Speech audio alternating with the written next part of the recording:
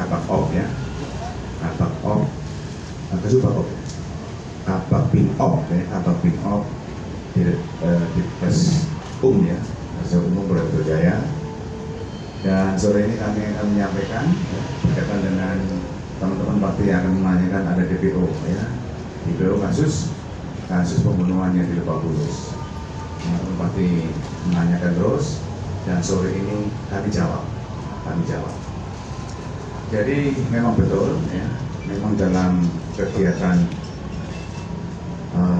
pembunuhan di Lebak Bulus yang dimulai dari Kalibata, kemudian di Lebak Bulus ya, kemudian barang bukti dibawa ke Sukabumi ya, dibakar di sana mayatnya, dan ternyata ada 3 DPO yang kita cari, dan nanti peran-perannya akan dijelaskan sama di Reskrim ya. 3 orang ini, yang pertama adalah si Rodi ya. Rodi ya, mana Rodi? Oh ya, ini Rodi. Kemudian istrinya ini Tini ya. Kemudian si Supriyanto. Jadi yang bersangkutan ini ya, si Supriyanto dengan si Rodi, pada saat setelah melakukan kegiatan pembunuhan kan disuruh untuk pulang ke Lampung, diberi sanu sama tersangka Olia.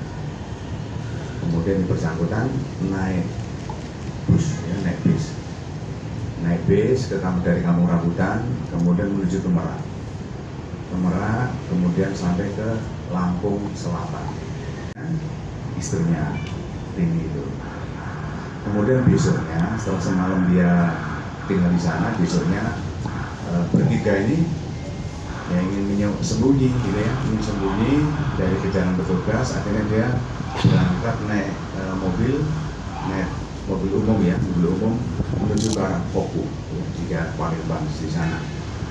Jadi sampai dalam perjalanannya mulai dari Lampung sampai ke Kabupaten Palembang, kemudian sampai ke Palembangnya, dan kemudian dia bersembunyi di salah satu gubuk atau rumah di kebun kopi.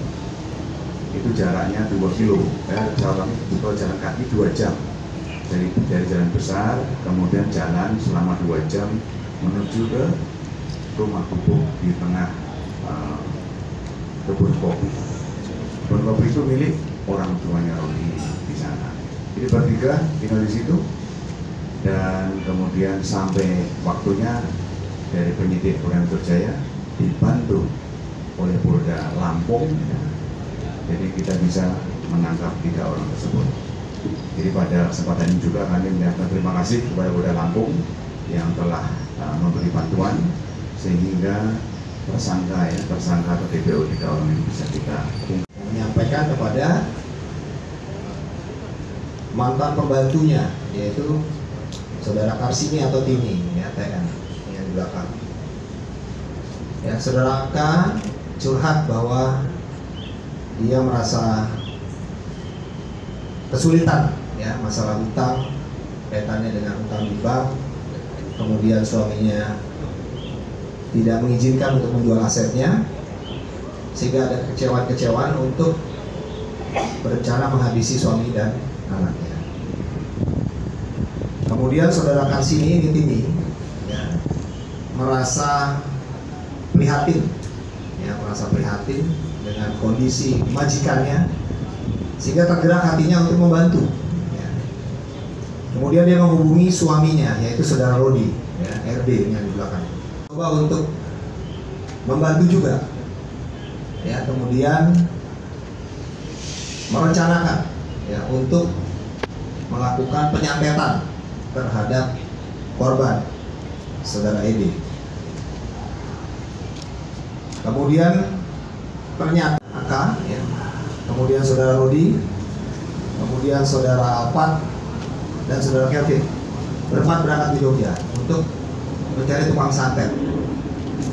Namun hasil di sana tidak ditemukan ya, atau tidak berhasil mendapatkan dukun santet, sehingga merubah rencana untuk melakukan penembakan ya. Kemudian saudara Rodi mencoba untuk mencari ya, senjata yang diminta oleh saudara AK tentunya ya untuk melakukan penembakan tersebut. Namun ya, walaupun sudah diberikan uang 2 kali ya, 25 juta dan 10 juta, tapi tidak berhasil juga. Sehingga rencana untuk menyantet dan membunuh dengan penembakan dirubah ya. Dirubah menjadi pembunuhan dengan cara menyekap, yang juga didahului dengan memberikan obat tidur ya. Dan ternyata dari keterangan saudara Aka dan Rodi ya, mereka berencana untuk menghabisi dengan cara menyekap ya, yang diberikan alkohol kemudian dengan obat tidur. Nah, ini disepakati antara Aka, Rodi dan Alpa. Kemudian mereka juga lah ya, saudara Aka, saudara Rodi, yang membeli ya peralatan-peralatan tersebut, baik itu kain yang berwarna kuning, kemudian alkohol, termasuk juga rencana untuk membakar. Itu juga dicetuskan ya oleh saudara Rodi dan saudara Alpat ini ya. Bahkan saudara Alpat inilah yang memberikan ide-ide lain ya, bagaimana cara membakar, kemudian juga memberikan ide untuk membocorkan saluran bensin yang ada di mobil kalian ya. Kan kalau di mobil itu di bawahnya kan ada saluran bensin yang seperti dari dari selang ya. Nah, itu atas ide dari saudara Alpa. Dia sempat ya semacam mensurvei ya, melihat mobil dari bawah, dia lihat ya, dia tunjuk, nah ini bisa dibocorin ya.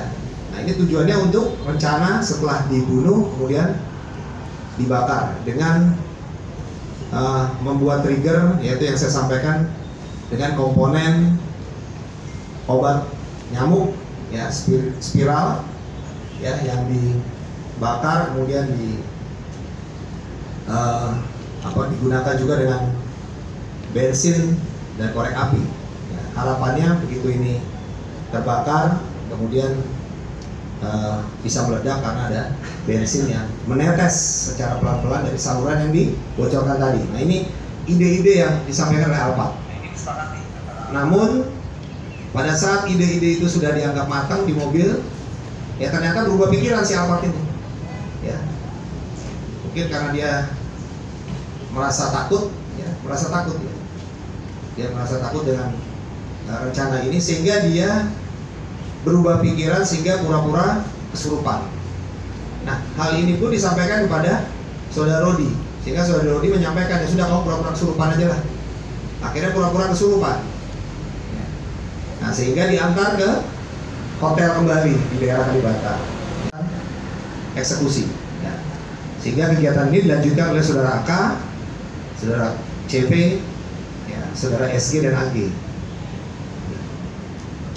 Kemudian pada saat eksekusi ya dilaksanakan, setelah ada sinyal-sinyal dari AK, itu dilanjutkan oleh para pelaku yang sudah kita tangkap sebelumnya ya.